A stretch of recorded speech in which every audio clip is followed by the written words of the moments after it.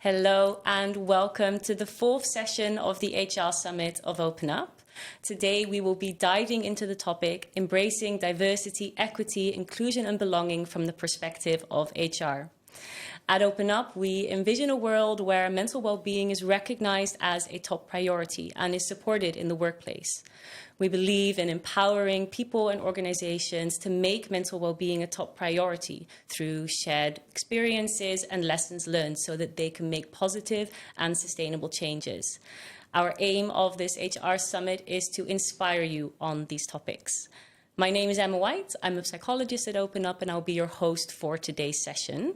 And today in the studio, I will not be alone as I'm joined by Marlo Schlaghecke-Stijweg, who is the Vice President of Human Resources at Ahold Delhaize, Caroline Tervoort-Visser, who is the Chief HR Officer at KPMG, and we have David Hulsenbek, who is the Chief HR Officer at Salta Group. Very warm welcome to the three of you, and I'm very looking forward to our conversation and to also addressing the questions coming in from our listeners today. So to kick off our conversation today, I'd like to start with more of a personal question. So from your perspective as a leader in HR, what is one of the current challenges that you are facing in regards to diversity, equity, inclusion and belonging? And Marlo, can I start with you on this question? Sure, I think a really good question. I think one of the challenges that I find is that it's such an important topic across all the generations. And it's, I think one of the things is getting that buy-in at the leadership level to be able to roll it out and to be able to live and breathe that theme when they go into meetings with their people, creating a psychologically safe place for people to discuss the theme. I think that's one of the challenges. You know, everybody's really busy, but how can we put it back on the table so everybody's living and breathing that theme every day with their people and their employees? And what are the things that are helping you at the moment with dealing with that challenge? That's a really good question too. So at the moment at Ahold Delhaize, we're rolling out a psychological safety training, train the trainer. We have over 50,000 employees that have already gone through the training. Oh, wow. And we're rolling it out to also to the supermarkets across our different countries and our different brands. Wow, sounds like quite an extensive approach. Definitely. Really great to hear. Definitely. And what about you, Caroline? Yeah, well, for me, it would be, I think, overcoming the discomfort when it comes to this topic, because it's quite often a really personal topic, right? When it's about gender diversity or your cultural identity or feeling included or excluded, experiencing microaggressions, that's quite a personal thing, and to address that, to talk about that, and to lower the boundaries to talk about that, that's, I think, the most important challenge to overcome, to make sure that you can have that dialogue free of any inhibition, because it's so personal. So I would say that would be the main challenge at this very moment. Yeah. And Caroline, what are the things that are helping you in having those conversations? Well, for me personally, it is to also use my own personal story to really make it authentic and based on my own experiences, because I see that opens up others as well, right? So it lowers those boundaries. So that's for me personally. And for my organization, it is about, putting in place the right listening strategies, and not only via the Pulse surveys and the Global People surveys that we all have, most probably, but also really stimulating the conversation, the dialogue. So you have your information, you have your data, but also use, for instance, in our case, our younger generation. We have a young board now, so that's really a board that challenges us as the board to overcome those generational differences and to also help us be, let's say, challenged in our own views and give a different perspective. Thank you for also highlighting your personal ways, really the vulnerability and what's been doing on the organizational level as well. I really like that idea of having kind of like a shadow board that can support there. Worked really well. Yeah. And what about you, David? I think along the lines of what you just said both, I feel that the topic has always been there, but we never had the language for it or the definitions for it. And I feel it might be a generational thing, and I think it is for parts. But the topic in society is quite new, although it has always been there. But us putting words to it and try to attach policies to it and make it actionable and make it important and indeed put it on the leadership agenda is for a lot of people actually still quite a new thing. And in the introduction, we also spoke about the Netflix documentary. I watched it on the plane yesterday about David Beckham, the thing that he experienced with the red card against Argentina. And he was clinically depressed. His wife even told the camera. One of his teammates said, well, you just didn't talk about those things in those days. And that fascinated me somehow. And that also, if you take it, that as a starting point, we've come a long way. But actually making it hit the ground in the companies and making it really important and actionable for the people that work for our companies, I think is the main challenge. And words like microaggression and stuff, we didn't have them a few years ago. So the definition, I think, is important, and really taking it forward and giving it hands and feet, as they say, I think is the main challenge. Yeah. So in a way, it's something that is now being talked about more. It's starting to have more of a language that we can use, but it's, of course, one thing to talk about it. And the next thing is to really implement it. And indeed, how you were saying, to give it hands and feet. Yeah. Yeah. Thank you for sharing that as well. And I'd like to move on to the next topic. How are organizations revising strategies to centralize DIEB in their corporate culture and create a safe psychological and social environment? Caroline, can I give this question to you? Yeah, sure. So I think it's really a thing of watermarking psychological safety and really the personal approach through all of your employee journey, right? Because what we've learned from COVID is that transactional leadership is no longer working. You really need to invest in being empathetic or empathic because a compassionate leader is the one who can keep everybody together. Knowing how to have a good evaluation conversation is no longer going to cut it. So I think based on that philosophy, that it is really about the humane approach and providing a psychologically safe environment, which is really about leaders who have to lead, right? They have to be that person that you want to come to if you're not feeling well in your skin. That is what it's all about. So really the shift from transactional to compassionate leadership. And what we've done, for instance, is looking at the entire employee journey. We innovated our recruitment strategies. So we use technology to really debias our selection process, which has now resulted in a 50-50, more or less 50-50 split in gender.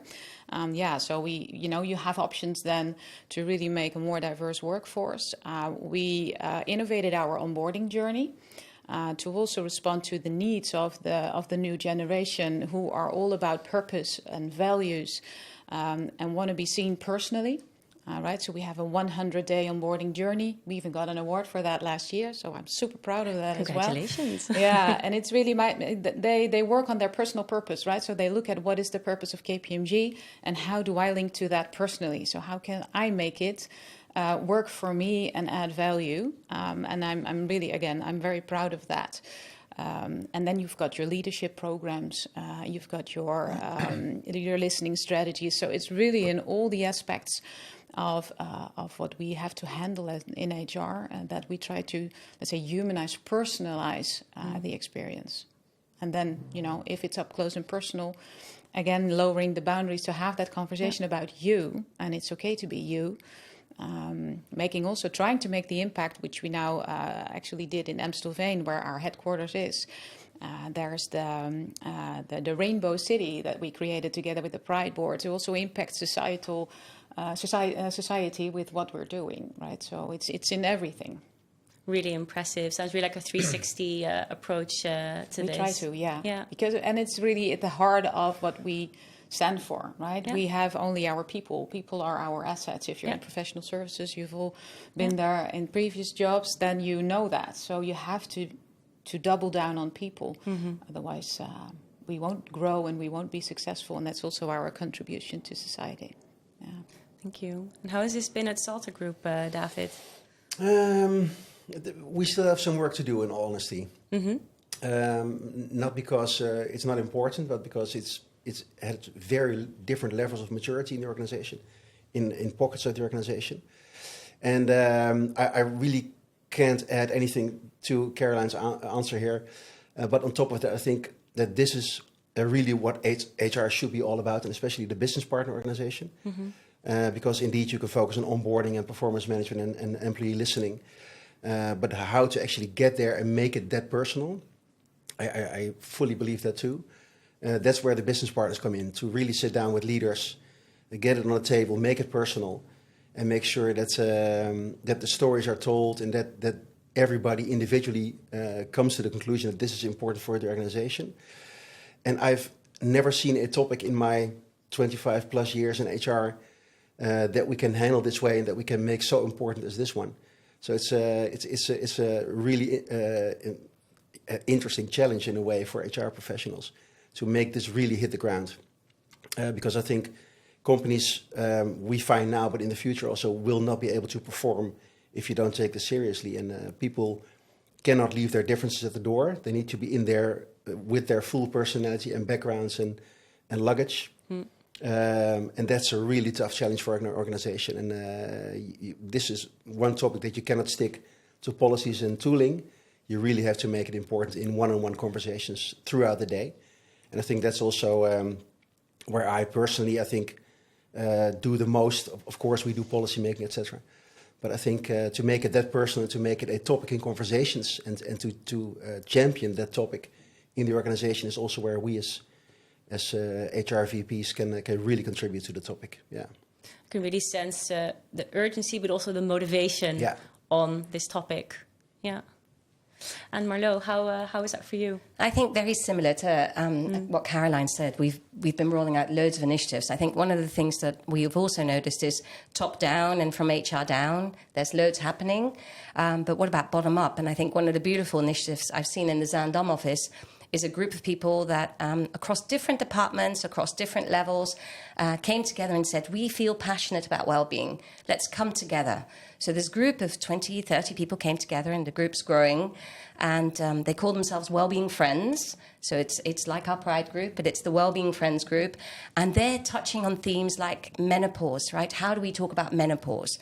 Gender transition, right? We've now launched our gender transition policy, but they started talking about gender transition, about depression, about financial hardship, stress, all sorts of themes, stress.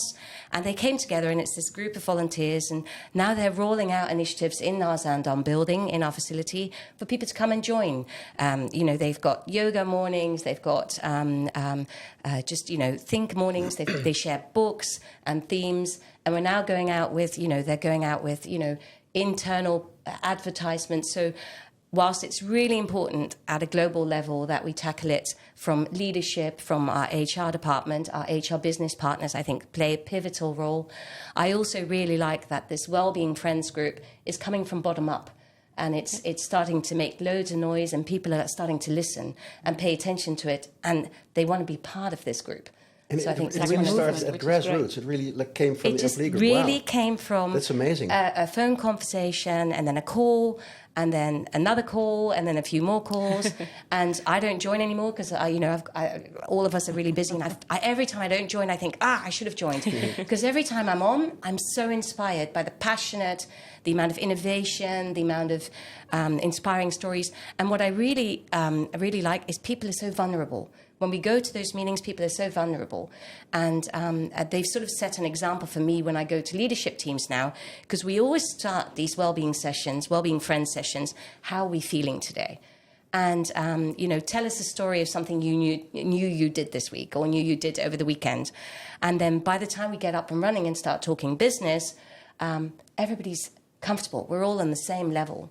So, the Wellbeing Friends. Yeah, amazing. Nice. Yeah. Super initiative. Really fantastic. I really like no one mentioned that part yet, but like you mentioned this, or the tell something personal or share something personal.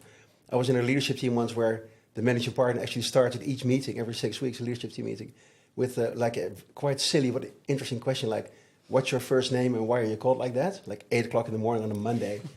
But it really sort of synchronizes the clocks on an emotional level. Yeah. And the first 2 times you're like, what's this about? But then it really works if you take a minute to sort of connect and then hit the business topics. Yeah, connect Yeah, I love before that idea. content. Yeah. Yeah, lovely. Yeah. Thank you for sharing those really interesting insights. And Marlo, I'm curious, just to follow up on what you were saying, what would be something you'd still want to see in the strategy regarding diversity, equity, inclusion, and belonging? I think it's all there. It's all there. I think it's all there, but I think it's the adoption, right? So how do people within their busy, and I keep saying it, but I think people do have huge agendas. And in the supermarket, right? I was a vakkenvuller for a day in December. The day before Christmas. So you can imagine, and to be a little story, but within the first 20 minutes, I dropped one of those huge glass can, with the beans. So I wasn't very popular. Made a great impression. The woman from headquarters dropped the can with the beans. But anyway, when you look at the amount of work that gets run in a supermarket, whether it be a distribution center, whether it be at headquarters, I think everybody, when they go into work, they just get going. So it's how do we create that momentum at the manager, at the shop manager, at that, the supervisor level, to have the conversation. I think that would be the one thing you can't, you can put it on paper, you have to do this, but actually living and breathing it, I think that's the one thing that still needs to happen, because it's difficult. And what are your thoughts on how we can make that happen? Because I can sense that that's not just a challenge within Ahold, it's probably in a lot of places. For sure. I'm curious, David, Caroline, what are your thoughts? Yeah, well, building on what you're saying, it is, in my view, all about structuring time. Because if you manage your time, you manage your life. That's a sort of basic rule, and it sounds very simple, but it is really what it is. And organizing the time is also about leadership, because as a leader, you have to prioritize making time for the things that are really important. And in our assurance practice, I think over 4 or 5 years already now, we have a methodology to structure that conversation and to structure time. And it also links beautifully into this now, let's say, so important topic of psychological safety, because what we do, it's called PTO, it's predictability, teaming and open communication. And it addresses, let's say, the blue side of how do we work together. Hybrid working can find its place there. Are we at the client? Are we in the office? Are we together? Can we do it remotely? All that type of conversations, but also things that you discuss and settle with each other is what's at the table there. But you can also address how are we working together as a team, and is something going on with you personally, so I can cover for you if you have to go, so that we do still hit the deadlines, or is there something else that we need to tend to, and we have that we have that regulated in every assignment, but it's leader-led. In the beginning, it was a pilot in a region, and the partners or the engagement partners were responsible for addressing that. And you have your kickoff at the beginning of an assignment, and you discuss these things. How do we work together? How do we structure our time? And every week, you have a little check-in at the beginning of the week, like a stand-up meeting, if you work agile. And then you have a conversation, are we still okay? Is this still what we need to do, or do we need to change our ways? And if this is really a structure and a rhythm that the engagement partner is driving, right, and there's someone who facilitates that and is the eyes and the ears of this methodology, it really works. And we've seen that in retention rates, in satisfaction rates, in illness rates. So that's how you can really make it tangible, but it takes years to get it across the organization and to really drive that change. So you have to be in it for the long haul, but then it can work. And you have to not defocus, because the moment you defocus, then it slips away. But managing your time is managing your life. I think a very important takeaway. And what about you, David? Yeah, hearing Caroline say, manage your time, manage your life. I believe that too. It's the most difficult thing to do, huh? So it is, and it's sounds also very easy, but it isn't. Yeah, I don't know if you know Lieke Wolfraat in her One Wave team.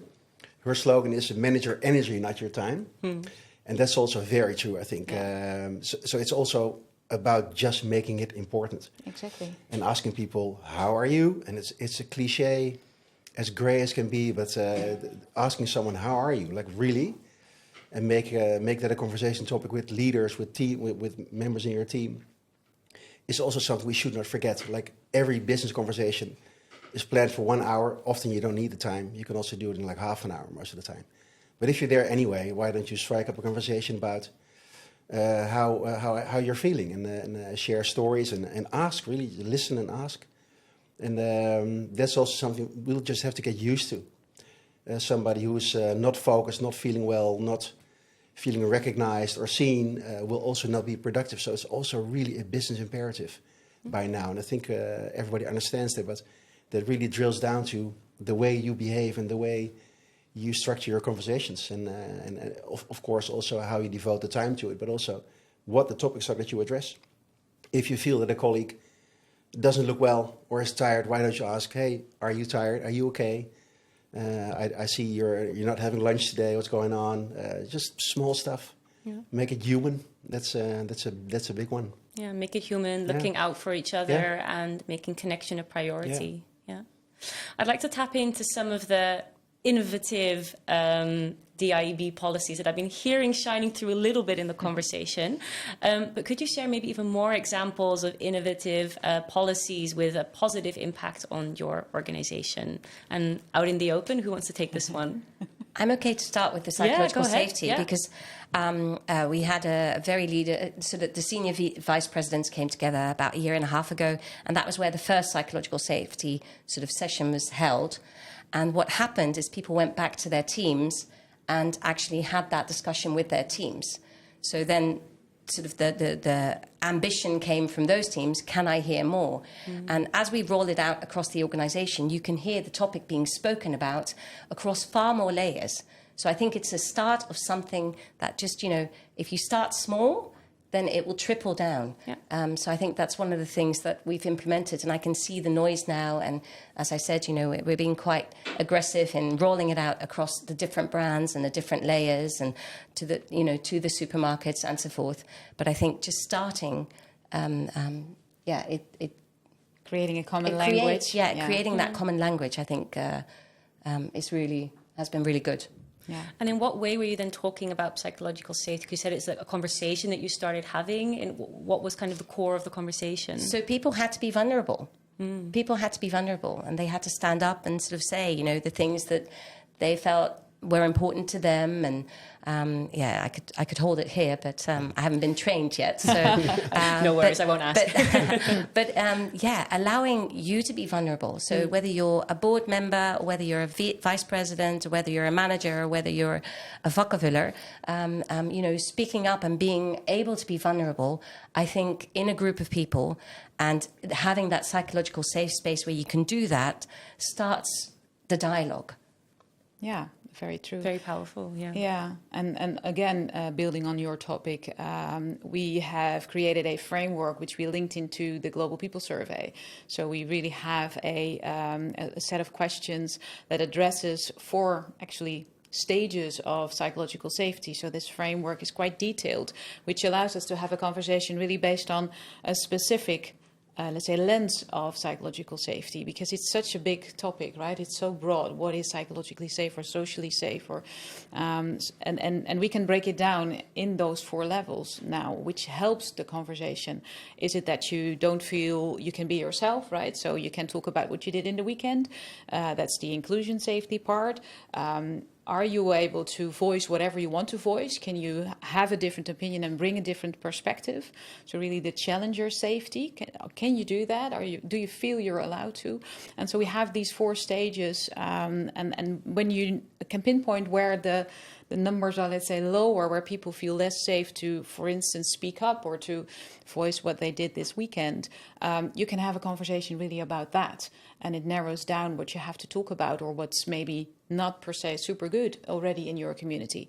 And then we have the culture coaches, which we have from an external but also an internal trained coach pool that we use to have the conversation with our partners and directors, so the communities, the community leaders, and then also address that with their teams and make it really bespoke.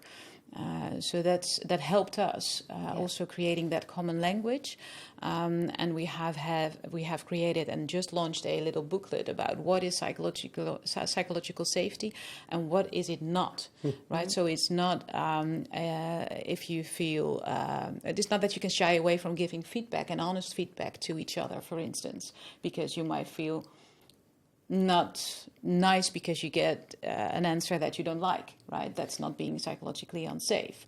That's just making sure that you know how to handle feedback.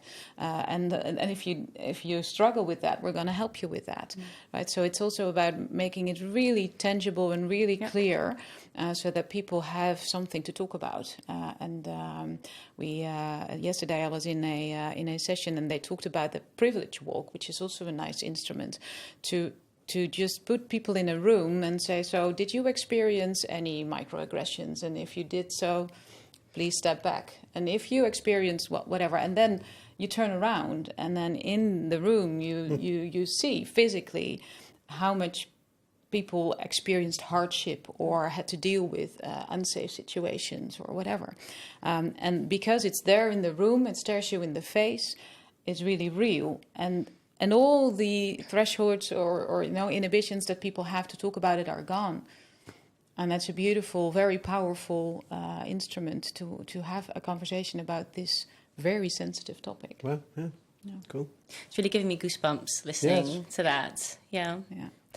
And I'm wondering, with all these innovative initiatives and projects and programs, what are the challenges that you've faced as an HR professional along the way? In general? In general. Yeah. Yeah? Do you want to start? I think maybe sort of adding to what Caroline just said, I also feel that it's so important to show that you're enforcing the framework.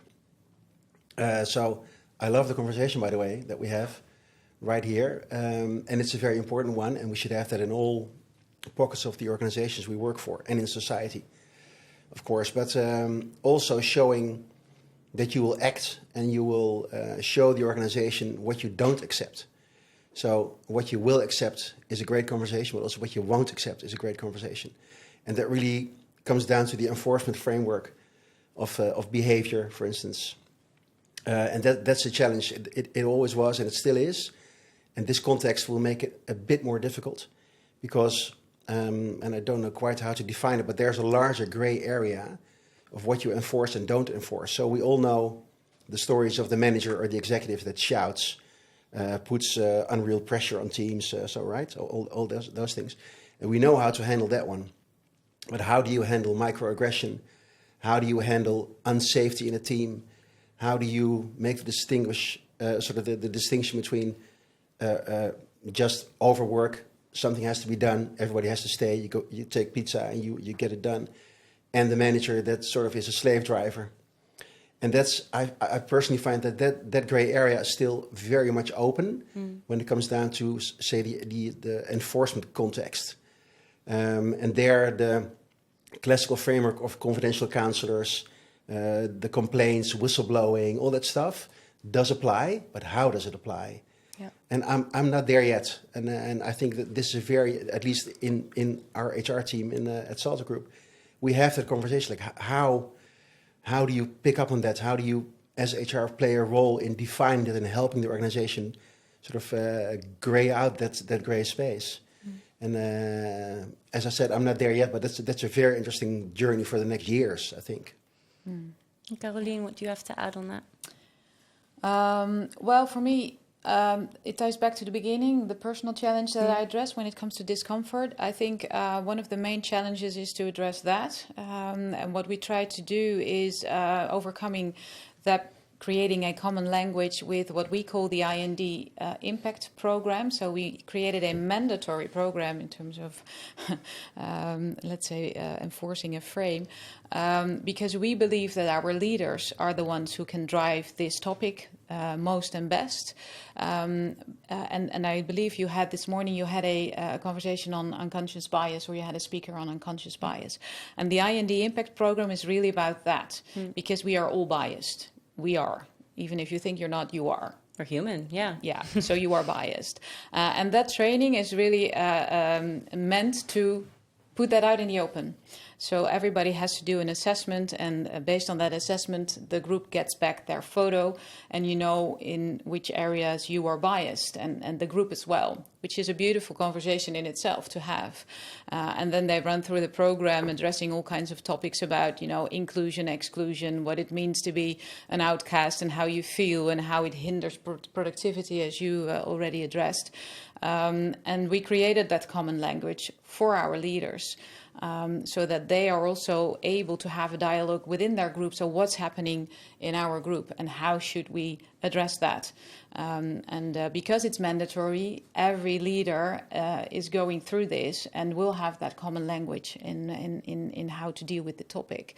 And I see already that it creates a movement, and still there's lots of discomfort because it's still a very tough conversation to have in some areas, but it's being discussed, so it's out there, and then we need to make sure that that movement keeps going. So that's what I think I can add to your example. And the other one I think is a big challenge that we discussed it right before, is about measuring diversity. And we can measure gender, which is great, but also now we tend to measure, let's say, the old-fashioned gender diversity. But what about all the other different genders that we at this moment experience, right? It's not without reason that you have your transition policy put in place. It's what we have to address as well, and it's still a grey area, if you will. And with the European legislation, which is on our way with equal pay, how do you make sure that you address that in the right way? And it's also an ethical or maybe even a philosophical question, but it's a challenge because you want to do justice to everybody out there, to all these different perspectives and needs. But because of GDPR restrictions, we cannot formally measure cultural diversity, for instance, and we find our ways because we want to care for our people, but I would really advocate coming, let's say, beyond these boundaries of not being able to measure, because what gets measured gets done, right? And if I don't have a visual on how it is with these groups in our organization, I cannot address that carefully. And so that would be really my main challenge also to address, and maybe also a call to action for the regulators to start opening up there as well, and making sure that we as people leaders really can put equity at the forefront for everybody. So it's one thing when they enforce some kind of legislation, which of course is important to get things done, but then enabling you on how to do it. And that's really the challenge. Yeah, still. so we have to progress into a new phase, so to speak. We eased into this eased into it. We now have a certain way of working with gender diversity. We know how we roll, right? We know also the ethical dilemmas that we need to tend to. And now it's time to embark on the next journey. Yeah, nice. I agree. Yeah. And how do you believe leadership can foster a culture of mental well-being by promoting inclusion and a sense of belonging? It's a broad question. But... It's a broad question. I think what comes to mind for me immediately is leading by example.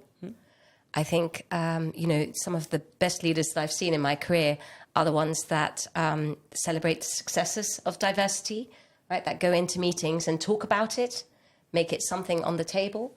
I remember one of my leaders came into a room of, I think, over 3,000 employees at some point and said, look around you. And everybody looked around and he said, are we diverse?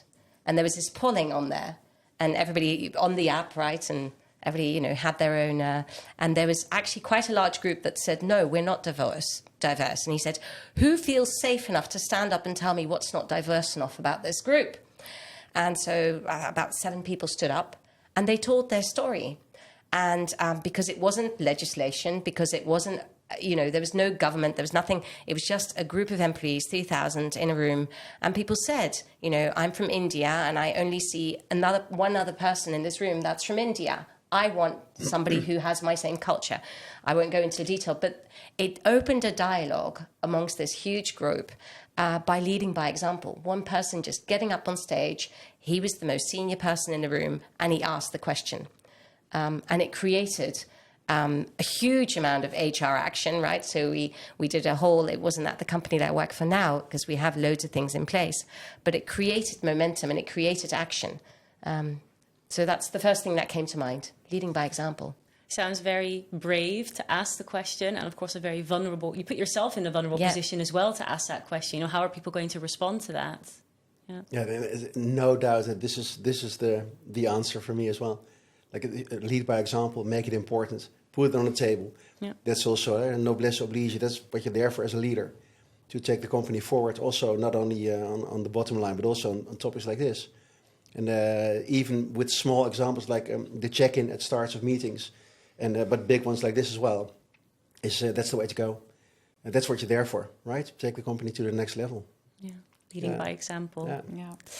And Caroline, how can HR foster an environment where diverse employees feel acknowledged and valued, and what role does empathetic leadership play? I think you tapped onto it a little bit before, but could you elaborate a bit more? Yeah, so indeed, for me, it's all about being a compassionate leader, an inclusive leader. Is also a compassionate, not always, but should be a compassionate leader. And what HR can do, I think we need to tap into what's at play at this moment in the world around us, in societies, and make sure that our people experience that their needs and you know, their wants are met. So we have to have extensive offerings on well-being. That's why we also have this beautiful relationship with OpenUp, and it works really well because, you know, in terms of opening up, being able to just go somewhere and address things that occupy your mind is so important, and there's no threshold whatsoever. So that's very important in terms of what can HR do. Run, let's say, a smooth operation in the sense that people experience there is a place to go to if they need anything, and they're being taken care of in the best possible way. And then the other thing is that HR is set to embark on that lead by example journey and make sure that the leaders are capable of being empathic and being compassionate. So investing in all these programs is one of the other major topics, I think, for HR to address and to lead. Because it's not only for the organization itself, it's also what you send out to society, right? Our partners, our leaders are also at our clients, and they set the example. They are also the role model of who we want to be as an organization, as a human being, to everybody out there. And education, being a professional services organization, education is at the heart of who we are and what we do. And that's is also one of the principles that we have in our organization, is that our leaders are our teachers. Literally, because they teach the, let's say, the métier, the profession to the younger generation, and the other way around. Our younger generation keeps us sharp and adds new things to the table. But that's also what you need to send out, right? It's not only about us, it's also what you contribute to society. So for me, that's also what HR is all about. Not only work for yourself and for the personal or your organizational growth, but also to what's out there. And our younger generations are in a difficult space. When you look at, 40, 50 years ago, the generation was being raised with the idea that they needed to rebuild a country, or rebuild the economy after the financial crisis. The Gen Z generation that is now coming into our organizations have been raised with the idea and the notion that they have to save the world. That's a completely different, let's say, weight on your shoulder. And that's what they bring to organizations as well. And that's also why they want to have a purposeful career journey, and they want values to be really lived by and not some paper on the wall. And I think that is what we as leaders from the older generation, that's our imperative, to really listen to that and to really value those perspectives, but also put in place the offering that allows them to talk about all these things that are on their minds, because that is really different from other generations. Sounds like a very difficult job. Well, it's a very diverse job, and that's why it's so beautiful. Yeah. Because if you do it well, you get so much richness in all the different perspectives that you come across. Yeah. But you have to want to understand the other perspective. So it is also about really being attentive and being explorative, understanding what's out there. I think it's the most beautiful job that's out there. Yeah, very meaningful. Yeah. Well, with that, I'd like to move on to our Q&A because I have quite some questions coming in from the listeners. So thank you very much for all your questions. So let's just continue what we were really talking about and then link it to the questions of our listeners. So to start with Ola. So Ola asks, what would be your advice to someone who would like to set up a well-being group? Oh, one for you, I think. Yeah. Huh? Yeah. You have the experience. Well-being friends. That's a good question. I love it. I would love to have a well-being friend next to me. I'm your well-being friend. Yeah, you're my well-being friend. I'm a psychologist, so... Yeah. No, but I think start. So just try and be a little vulnerable, because I know it's scary, but reach out to a colleague. Usually it's the one sitting next to you, right? Or at the coffee corner, and say, hey, I'm thinking about starting a well-being group. Would you be interested in joining? And it's amazing what starts then, because that's that energy. Because who does not want to be part of that, right? So I think, Ola, if you're passionate about it, just be a bit bold, be a bit out of your comfort zone, and just ask the question to colleagues at the coffee corner or at lunch.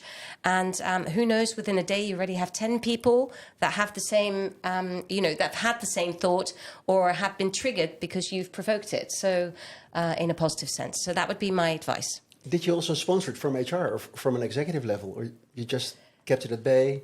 No, it wasn't. I mean, there was HR involvement from our benefits team. Like in the background, maybe? Yeah, in the background. Yeah. And, well, they're actually active part of it. One of our HR trainees is an active member. One of our, the director leading the benefits group, active partner. And we're now taking it to a next level. So more to come from the Wellbeing Friends. Yeah. Be that oil spill. Yes, definitely. Felicia asks, how do you compensate or reward the people that step up and create groups like the Wellbeing Friends? In addition to their regular jobs, it can cost more time to lead or organize such a group. Is this one that you want to take, or? It depends on the organization thing, but that should not be an issue at all. Like, if it takes up so much time that your actual job suffers from it, then that's a very different discussion. But a few hours here and there, everybody should be able to find for their passion, I always think. Yeah. So it's I would not go there at all to the time conversation. Yeah, to stay away from that. Yeah. Well, and it's also about giving recognition for the fact that they started that movement, right? So put them in the spotlight, giving them the podium and facilitating that initiative. Yeah. Whether it's with time, materials, or whatever. Yeah. I think that's what you can do. And of course, you can also put it in a reward or a evaluation system. But that, the beauty of the initiative is that is being made transactional, and I would stay away from that. Yeah. Other than that, you again need your leaders, because they need to recognize that effort and the value that it brings, and see the people doing that. Great answer. So Simona asks, how do you ensure you are focusing on the right areas of DE&I within your organization that are going to have a positive and significant impact on all employees, driving change along the way? Wow, that's a big question. It is a big question. Very good question. Very good question, because what's behind the question, I feel, is also that the topic is so huge that you understand that doing all of it at the same time will not really make sense, nor would you have the time for it or the resources. So giving it the right focus I think is a huge one. So it's a very good question. And my thought would be that you could constitute that by listening actively, checking back, and making sure that you're hitting the right notes. But it's focusing this topic. And Marlo just gave a brief description in the beginning of all the things that would entail, like menopause, psychological safety. Like, there's so much to discuss still. And focusing on the right topics is, that's a very big question, but very important also to make sure that you have the right leadership ambassadors behind this, because just bringing it all to the executive table, say we're going to do everything, will never work. It's too much. No, and it's also about listening, really carefully listening to what's out there. And you can do that data-driven, right? Again, with your surveys. Use the you Works get Council. lots of information. Again, indeed, the Works Council, our young board now, is a very strong voice to tell us what's out there and what we should focus on. And you've got your external regulation as well to see what's out there, what needs to be done. We now have social return on investment, for instance, that's coming up in terms of legislation. So organizations are being held accountable for what they do in giving equal chances to groups, minority groups, people with disabilities. So that also drives the focus of where to play when it comes to inclusion. Yeah, and I think to add to something you mentioned previously, and I think that's huge, it's the data, right? So the data tells us a lot. Exactly. And I know it sounds very flat, but data is ultimately the thing that gets things moving within large organizations. Again, what gets measured gets done. Exactly. What gets measured gets done. Exactly. So I think data and being able to capture the themes where there's a need or where there's a gap and addressing it. Yeah, I think that's a huge one. The social return obligation, put it on the executive table really fast. Exactly. So it's very interesting. Yeah. And it's maybe not the right way because you would want it to be intrinsically motivated. But still, and at the same time, it can be an accelerator. Yeah. So for the right reasons, why not embark on it and use it? Yeah.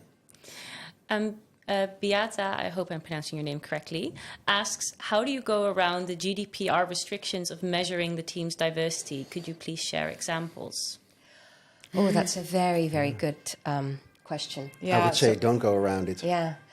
It's actually interesting. So I went to a seminar on well-being a few months ago at booking.com, and the new lady there responsible for diversity and inclusion spoke about how she did a huge gap analysis or a huge mapping exercise in what countries you could actually request within Europe, right? So, and she said immediately Germany and France, nothing, right? So nothing's possible within France. But she said actually when you do the mapping exercise with legal, with your GDPR department, with all the relevant stakeholders, and you map it out, there's actually quite a lot of data that is obtainable and is allowed to be asked, as long as it's voluntarily, amongst our European landscape.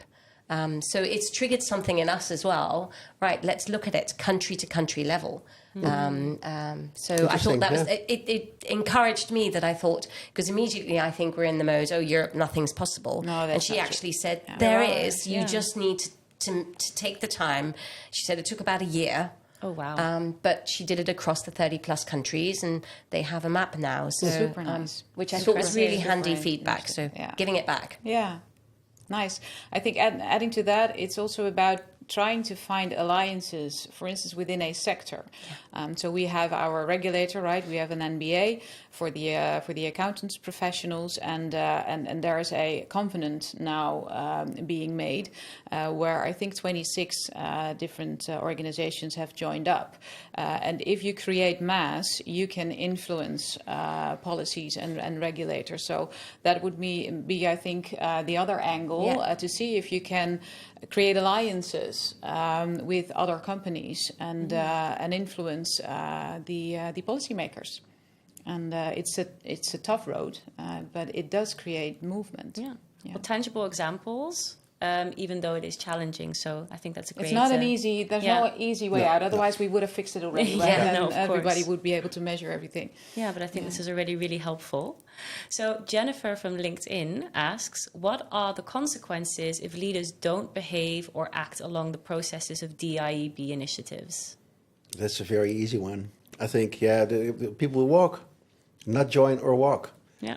And as I said, I feel it's a business imperative by now. Yeah. So if a company doesn't understand that people will vote with their feet easily, so it's a must do, it's a must have. Yeah. It's a very short answer for me. Yeah. Yeah, but very clear. Yeah. No, it's absolutely true. It's a no-go, basically, to not take it seriously. Yeah. Yeah. And if you don't take it seriously, there will be a conversation about that. Yeah. And we praise the people who are the role models and the examples. Yeah. We put them to the forefront, and it's how we make others succeed as well. But if you can't tag along, we will also have that courageous conversation. because it indeed it will push people out, and it's not what we want as an organization. It's really exclusion instead of inclusion. So our leaders really have to lead. Yeah, it's non-negotiable. Non-negotiable. Carmen asks, how do you communicate about these changes or new programs or initiatives to the company, and how do you deal with resistance if it comes up? Who wants to take this one? New initiatives and resistance. Is that a question? Sorry, because I didn't. So the question was, how do you communicate about these changes or new programs or initiatives to the company? And how do you deal with resistance if it comes up to these new programs or initiatives? So I think the things that you initiate and the programs that you implement need to be in sync with what the business can absorb and what the business needs. So you talked about the importance of your HR business partners. That is super key. So that you know before you implement that there is support, right? There's a support base in the business to implement these programs so that you have a setup for success. And then you always have, sometimes you don't listen too carefully and then you have a little miss, or it's too extensive and you have to cut it down. And then it's really about, again, going hip to hip with the business and see what do we need to change. For me, overcoming resistance is really all about listening. Yeah. And sometimes you have to say, okay, maybe this is not the right time, and we delay or whatever, and we amend what we originally thought was good and important. And sometimes you miss that. But in essence, it's really about listening to what the organization can absorb. Yeah. So really or concerns that you might have not picked up on when designing. Exactly. That's always a big one. Yeah, I agree. Yeah, so listening to really understanding the resistance. Yeah. What is the resistance? Yeah. And prior to going live, I think it often helps to sort of channel with your business groups. So to check with the young ouderlers, for example, who represent our younger generation, to check with the Pride group, this is what we're rolling out. How does it land? Like soundboarding. Soundboarding things that you're rolling out, I think helps before going live. Absolutely. Yeah. And I always believe the art sits in communicating something 7 times. Right? Different channels, different... then people still say we don't communicate enough. Yeah, exactly. Yeah. Well, they start saying it's too much. They always prove you wrong, huh? There's always someone who thinks it's not good enough. Yeah. So Eva from LinkedIn asks, what do you think about being vulnerable as a leader and sharing doubts and concerns to show that is normal? On the one hand, it is a good example where the leader must also provide stability. Mm-hmm. So I think this is about the balance between being vulnerable but also being predictable and stable, and where's that fine line? Yeah, I might hear it a bit too semantically, but I don't think there's they don't exclude each other, right? So being clear about business goals and direction, and being vulnerable, I think can easily go hand in hand. Yeah. Yeah, if it's authentic and if it fits you, then that's fine. So that's the operative thing, right? It should not be something that you do because someone says you have to be personal. It needs to come from your heart. Yeah. So if you struggle with, the fact that you have a commercial target because it gives you stress, or, you have to work overtime and you cannot because there's a baby at home who needs attention as well, and you don't know how to deal with that, it's super valuable if you share that experience, because the moment you do so, you give the other the opportunity to look at solutions and to create a choice. So it's really about the strength behind that vulnerability. And I think indeed you can still be a very, business-oriented leader, but have a human face, which is super important when it comes to empathic leadership, that you have that human face, because people need to see you for who you are. And then if you then you link together, then there's this true connection and people will follow. If you don't show anything about yourself, why would I follow you? If I don't know who you are, maybe I don't even, we don't have the same convictions, or maybe you do something which is really not what I want to do or see. I don't want to follow you. So I need to know who you are. That's fantastic. Yeah. I have a great example of that. When I was at Accenture 10 years ago, we had Manon van Beek, was the managing partner at that time, kicking off a diversity meeting, like a Western Europe meeting, so lots of people in the room. And she started by just putting her Outlook calendar on the big screen And that was it. That was her only presentation. Yeah, I have seen that. We were like, wow, that's so that you should like fully organize and structure, because that's the way she is. She's a very successful career woman. But just showing that to people, like, how do I handle this? Yeah. And she was the top boss at that time in the organization. Super good. And showing everyone, showing all the young parents in the room how she did it, really, really helped it. Yeah, and people were talking about that for days and days in a row. Yeah. Really a great example. Yeah, so it's really imperative in being that compassionate and empathetic leader. And I think especially for people leaders like we are, it is we have an extra role modeling job because we are HR, let's say, we are all about people. And when we were in a partner director event right before summer, I did the same, which was very with the calendar, you mean? No, not with the calendar, but with my personal story. So I went on stage for 450 partners and directors, and I talked about things that happened in my past. I won't talk about it here because it's really personal.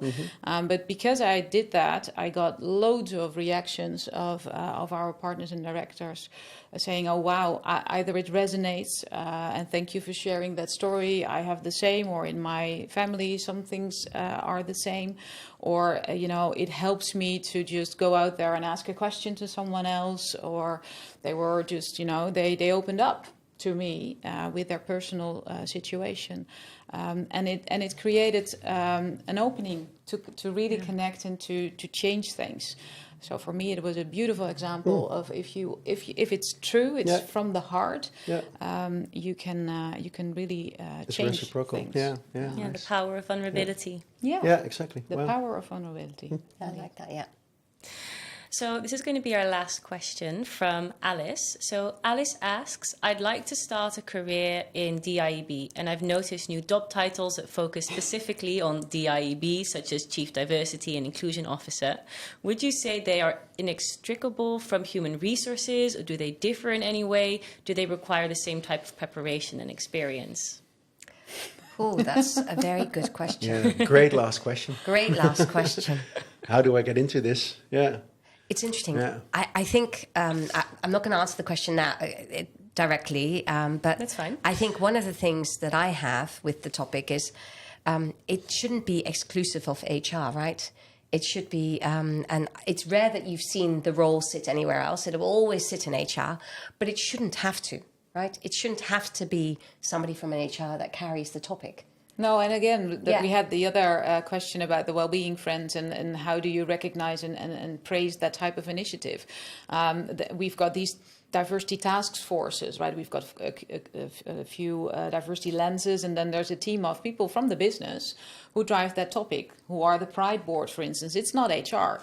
The Pride Board consists of people from the business driving initiatives that are important for them and important for the company. So if that's what you want, there's loads of options to also drive DEIB from a different setting than the HR setting. But if you if you really want to if it's your one and only thing to do, if it's really your passion and you have a very broad range of interests in this topic, because it's so broad, then HR is, from an expert position, one of the operative places to be. Let's say it's really the remit of HR when it comes to behavior, when it comes to culture, when it comes to leadership. If that's what you're all about, be in HR. If you want to drive it from a business perspective and engage people and engage communities, then better be in the business and make sure you are that voice and you are that different perspective. Yeah. So the expertise from HR, but it needs to be carried by the whole organization. Yes. Exactly that. I think if you really want to get into this, like as a career advice, I think I would start as an HR business partner, because that's when you sort of face the topic full on, and you're servicing business teams from the breadth of the entire profession. Where this is happening, and you can dive into it and make it your topic, and grow from there. But I would not specifically find this my career, because I think it's a pendulum. At some point, we will have taken care of it, I hope, and have implemented this, however big it is. But that new direction will hopefully at one point also be over, and it will be part of our DNAs. And that's what we're aiming for, I guess. What a beautiful dot on the horizon to be working towards. And I think a great way to close off our conversation. I was a little bit sad. It was such a nice conversation that we need to close off. But there are still a few questions that we unfortunately didn't get to. But feel free to still send them to team@openup.com if you still want them answered. But for now, a big thank you, Marlo, Caroline, and David, for your input today. I've really enjoyed Really a pleasure. Thank our you. conversation. So today was the 4th day of our summit, and tomorrow is the last day. So please stay tuned for the session, and let me get this right, on unveiling strengths, an inspiring conversation about conquering daily well-being challenges between Epke Zonderland and Gijs Koppens. So really looking forward to that session tomorrow. And at OpenUp, we are always very happy to talk about mental well-being. So if you want to reach out to OpenUp or understand more about what we do, please visit openup.com. But for now, a big thank you to our panel members, to those listening, and have a good day. Bye-bye.